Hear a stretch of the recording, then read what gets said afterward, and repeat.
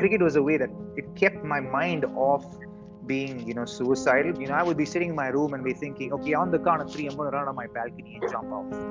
And, I would go through that, and something just kept holding me back.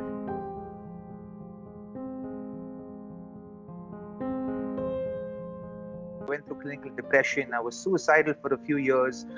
To be able to go through that and sustain that, there were a couple of years I was playing competitive cricket, but I wasn't even thinking about cricket.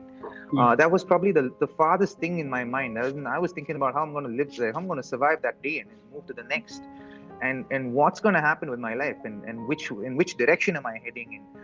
I remember the days back in 2020, 2009 to 2011. It was constant, John. It was something that I would deal with on a day-to-day basis. Especially when I didn't play cricket. Cricket was a way that it kept my mind off being suicidal. But when I didn't have cricket, was the most difficult time for me. The off seasons between June and September, October were really, really hard days for me. And those were days that I would be sitting in my room and be thinking, okay, on the count of three, I'm going to run on my balcony and jump off. And I would go through that, and something just kept holding me back. And that's when I, for some reason, I picked up a book and I started writing things about myself. I said, let me understand who I am as a person. Why am I wanting to make this decision of trying to end my life, and is that a solution? I knew that wasn't a solution to my life, but I started getting more aware about myself. And I think what I started doing is I started writing, and I was being utterly honest about who I believed I was, without looking at my life through any colored glasses. I was just being very plain about myself. It started with something as basic as, I am Robin Uthappa. I was born on the 11th November 1985, and then so on and so forth. And this is what happened. And then I just started writing like an essay about myself, and I was being utterly honest. And then I started saying, hey, that's an aspect of my life I can pay attention to. I don't want that to be that way. So what am I supposed to do? Okay, I addressed that. Okay, I want to change that. And then I started looking at different aspects of my life, saying, okay, these are things I want to change about my life, but I don't know how to change it. So what am I going to do? I need to find someone who can help me change that, right?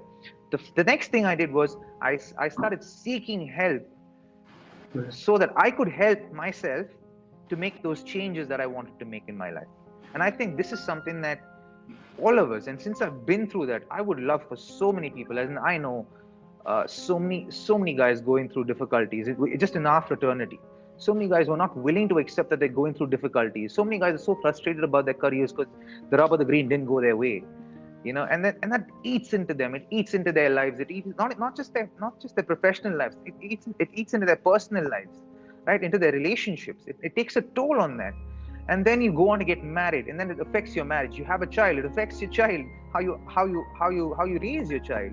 In my experience, men find it very hard to accept that they actually experience mental issues, or they're finding something that's hard for them to deal with mentally, right? And they find it very hard to accept that they've got an issue, and it's very hard to be vulnerable.